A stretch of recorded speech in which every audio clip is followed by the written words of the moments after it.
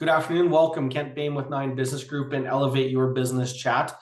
We have Del Degan. Welcome, please. Al, introduce yourself, your company, what you guys makes unique, and why people would care about what you're doing.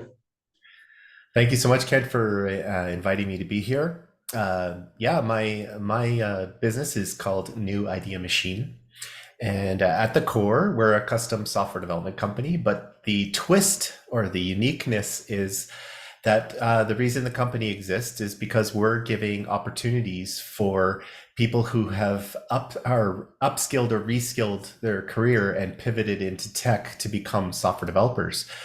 So these are people who were prior professionals.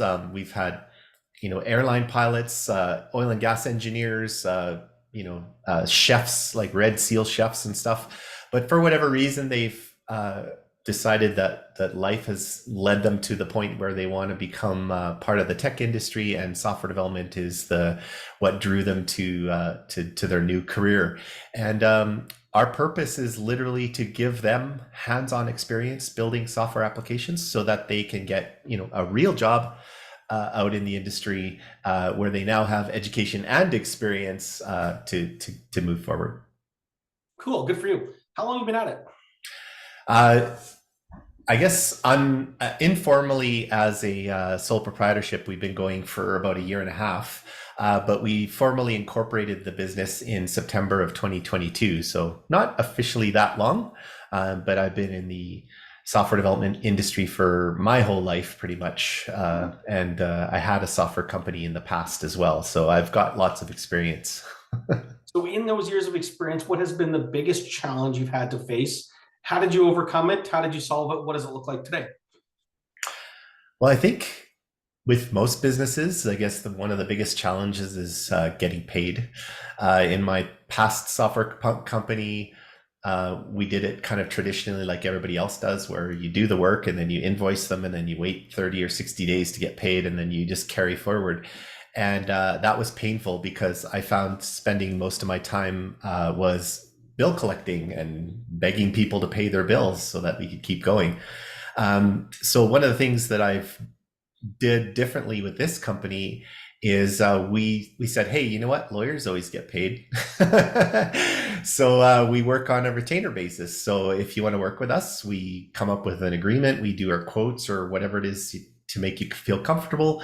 And then we send out an invoice. And as soon as the invoice gets paid, we start working. And then as we work against that retainer and bill against that retainer, as we start to run low, we send out another invoice. And as long as you're happy, everything goes smooth as glass. And the best part is, if for any reason that the customer doesn't want to continue, they already own everything. They already paid for it. They already own everything. And whatever retainers left over, they can just get that back because it belongs to them anyway.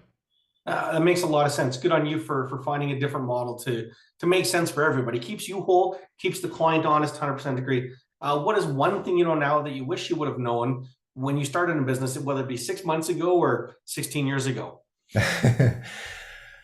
Well, I read this really, really interesting post on LinkedIn yesterday, and the fellow was talking about how, you see all these posts about all the things that I wish I would have done, in the beginning. And he points out something really, really interesting. People say things like, oh, I wish I charged more. I wish I had higher, my estimates were a lot higher back then. And then the other things they come up with these other things that they would have done differently.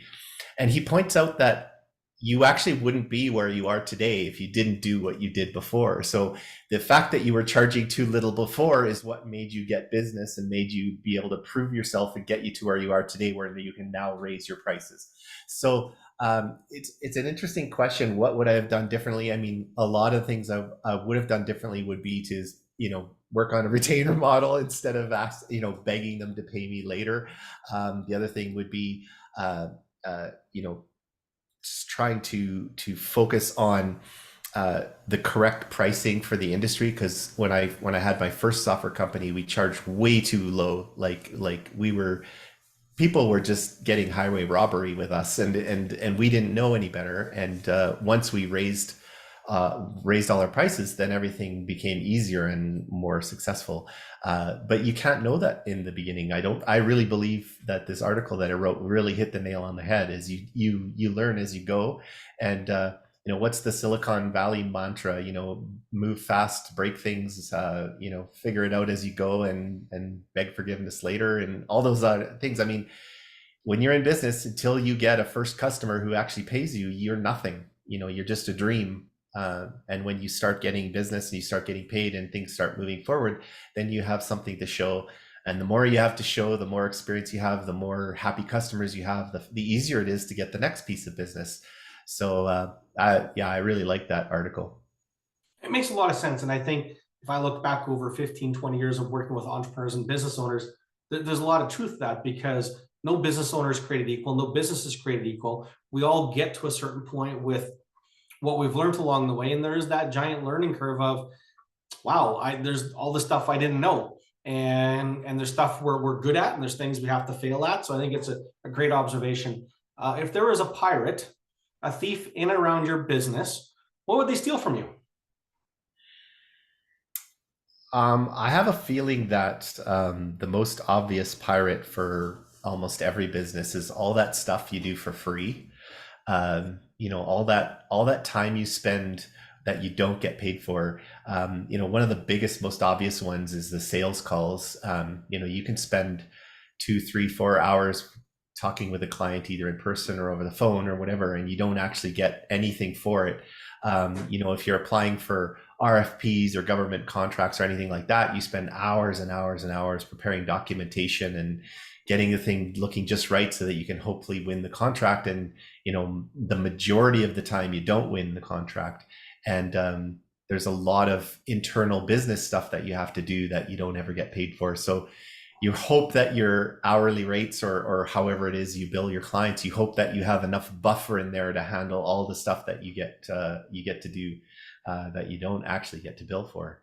So yeah, I would say that would be the thief in my I think it's business. great. Sure. I don't think I've heard that one yet. I think I've asked that question 30 times now, but I think there's a lot of truth to that. Is the stuff we give away for free, whether it be our time, over servicing clients, there's a ton that we don't factor for.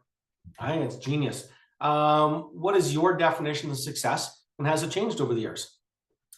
Yeah, 100%.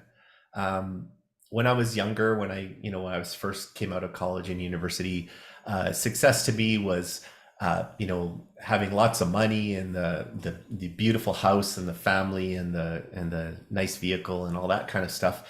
And when you achieve all of that and you're looking around and you're going, well, I don't feel fulfilled. I don't feel like I've really achieved success, because there's always somebody who has more. There's always a more beautiful house. Like, when someone comes over to your house and they're like, wow, you have such a beautiful house. And you're like, oh, thank you. Yeah, it's nice, but it's nothing special, right? To maybe them, they maybe live in a small apartment. So it's always, somebody always has more and looks more successful than you are. And what I found out over the years is actually, that aspect of time is, and being able to I hate throwing out the term work-life balance, but being able to just focus on things that you also love to do that are not things that you have to do. I think when you can do more of that, that's really the true feeling of success. And then I'll add to that, I've gained so much value and so much happiness from being able to give back to the ecosystem that I'm a big part of in Calgary.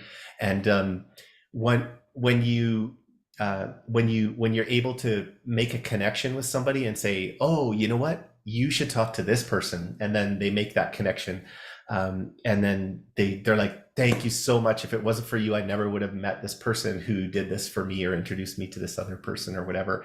And being able to pass on learnings. When you have kids, you're always saying, don't do this, don't do this, don't do this, and they never listen. But when you've been through business and you've done sort of like made mistakes in business and you share them with a new business owner, they're more likely to go, oh, that's an interesting perspective. I hadn't thought of that. And maybe I'll watch out for that when I have to deal with that situation. So sharing that knowledge and being able to give back to the community is really, really powerful. And that's where I found my true happiness. And that doesn't come from working 60 hours a week and making all kinds of money. It actually comes from having a reasonable schedule and being able to have dinner with my family and go for walks with the dog and that kind of thing. That's where the true success, I think, has come from. So if I were to summarize that, there's almost a hierarchy where our first step is really about stuff, whatever that definition, car, house, kind of our almost the Maslow hierarchy of needs of we just have to have the basics covered. But then there's that choice, the choice of time. And I think so the comment I put in there is almost like you have to be happy with the satisfaction of what you have built. And then with that comes the time and then the choice of time to do other things. And then at the top of that pyramid, if you will, is more of that connecting and giving back and using the knowledge and experience to help others succeed. Yes, 100%. And the one thing I'll add is if somebody lives within their means, they're very likely to be happy. And so if your house and your car and your sports car and your fancy golf clubs and all that stuff is all borrowed through loans and credit card debt, it doesn't matter how much of that fancy stuff you have, you're not going to be happy. And I've been there. I spent a lot of my life in debt, and so over the past 10 years or so, I've paid everything down, and I'm actually debt free, and I've never been happier in my life. And my dad used to always say, Alan, when you don't owe anybody anything, that's when you can sit back and smile. And he was 100% right. Yeah, for sure. One last question, one of my favorites. What does Al want to be known for? I think honestly, just being a respected leader in the ecosystem and being there, where I'm able to help people out and share some of my knowledge and experience. I think I would love it if people looked at me and said, oh, that Al guy's he's so generous and he's always helping everybody out and he's really achieved a lot. I think that would make me feel good. We've talked a lot about you, which is part of the interview, but before we close off, who would you want to find you and where would they find you? So what kind of client you need, what kind of person is going to call Al Degan, say, we want your company to build software for us. So give us your sales pitch and where would they find you?